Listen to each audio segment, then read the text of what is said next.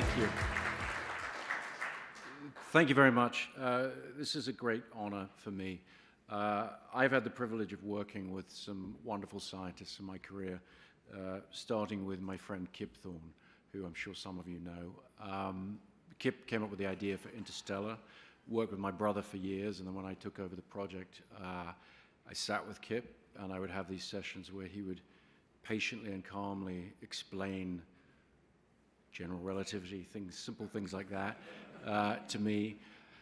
And I remember after the first meeting with Kip, I called my brother, and in talking about it, I said, this guy, he's great. I mean, this is amazing.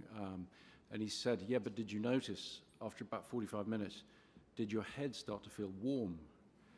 And I said, yeah, it actually did. And I never really thought about the idea that your brain could literally overheat. Having these concepts explained to you that for those of us who have not studied higher mathematics, astrophysics, all the rest for many years. But over the time working with Kip, one of the things that we came to learn about each other was I started to learn that a scientist working at the level that Kip works at relies on intuition the same way an artist does. I found that to be a revelation, and he found all kinds of parallels in the sort of intuitive screenwriting creative process with what he and other scientists do in the world of physics. We found a lot of common ground.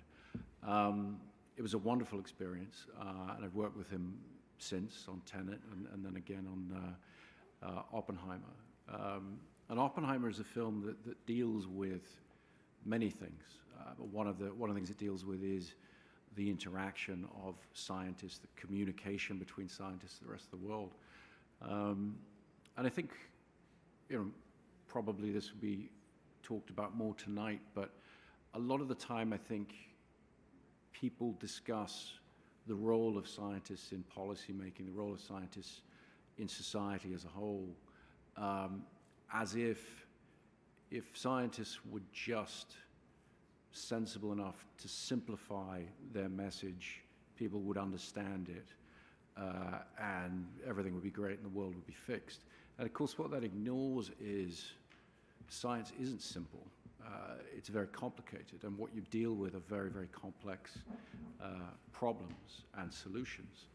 And for me, I would say intellectually and emotionally, having looked at these things from a layperson's perspective, having had the opportunity to talk to brilliant minds like Kip Thorne, like Robert Digraff, people like that, I come away realizing that of all the disciplines in the world and in history, of all the approaches to understanding our world and therefore being able to improve it, science is the only one, the only approach without agenda, without politics.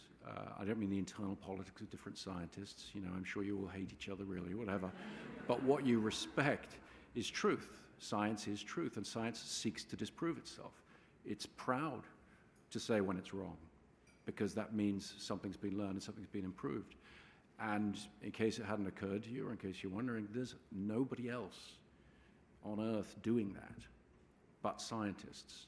And that's precious and unique. And so when it comes to issues of dialogue around the communication of science, and how that can help our world, and how, here in Washington, you're able to interact with policymakers, I would make the plea, please don't sink to our level.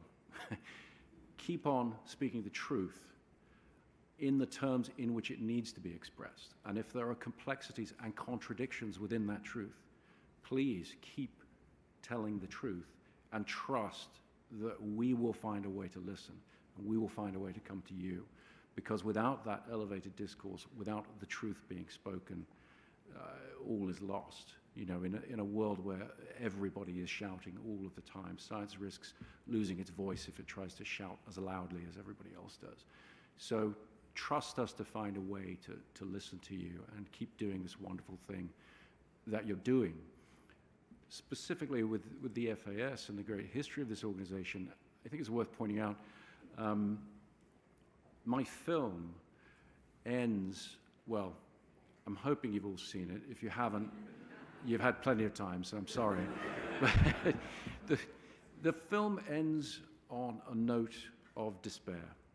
And that's a dramatic choice, because I'm trying to put the audience in the mind of an individual dealing with the things he's dealing with, and show a thought process. And so I think it ends on a note of appropriate despair. But when you look at the work of the FAS, when you look at the work of so many people in this room, I'm not sure that despair is all we should be feeling on these issues. And that's a dramatic concern for a theatrical film. That's what I do. What you do is you ensure that there are 1/10 the amount of nuclear warheads now today than there were at the height of nuclear proliferation. In other words, this is not a hopeless cause, whatever film might imply. It's actually something that needs to be considered and worked at continually, and worried about continually. So I thank you all for the incredible work that you do. It's essential to the survival of our planet and all of us. And I thank you for this honor. Thank you very much.